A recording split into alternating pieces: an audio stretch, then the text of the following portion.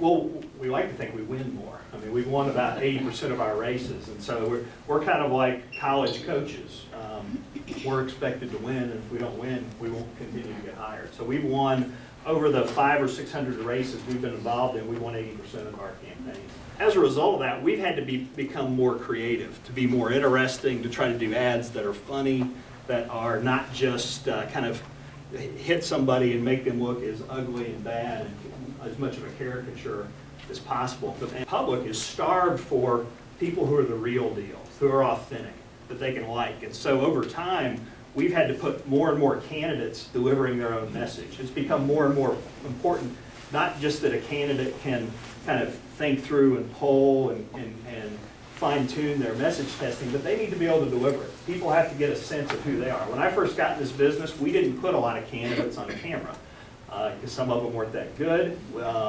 We thought we would just produce the ad, add sound effects, nice music, put it on the air, and that worked better. But now somebody who can really connect. I think a great ad or ad campaign really connects. But I think at the end of the day, what happened with the debates is communications 101.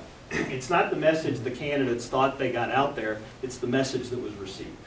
And so what happened with those debates is there was such a stature gap between Romney and Obama that just him hanging on the stage and not making any errors, even when he didn't win the debates, he dramatically improved his stead in the race. It wasn't just the first debate where he pretty clearly won, but for all three debates, he didn't melt down. And this is a guy who really, every 4 to 5 days, had made mistakes over the course of the campaign. As you're going through school and as you get out of school, is to find great mentors.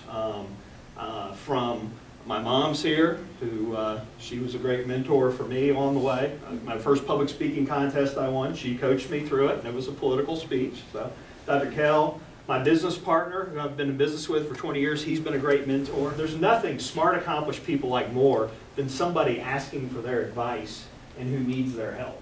And so I think seeking out and finding as many mentors, because they won't only end up just giving you good advice, they will connect you to the people who will get you where you want to be next. And the old saying, it's not what you know, it's who you know, is half wrong. It's both, you know. Once you get those opportunities, you have to do something. But if you've got all this talent, and I've experienced this in politics, I feel like I've got the talent to do certain things, but I don't get the opportunity to do them sometimes.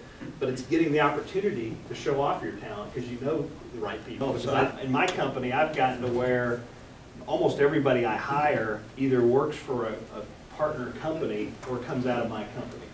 Because just speaking from an entrepreneurial perspective, each industry and company has their own culture.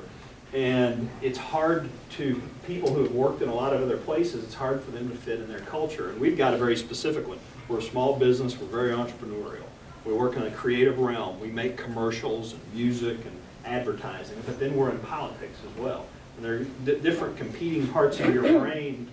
And so we develop talent from within almost exclusively now. And I think more and more companies are like that. And that goes to what you know and who you know. And so those opportunities, whether they're paid or unpaid, I mean, those are difference makers. And most people know that, and you've heard that speech before, but that's almost everybody I'll probably hire in my company in the next 4 or 5 years will come through some sort of farm team that we've developed through interns.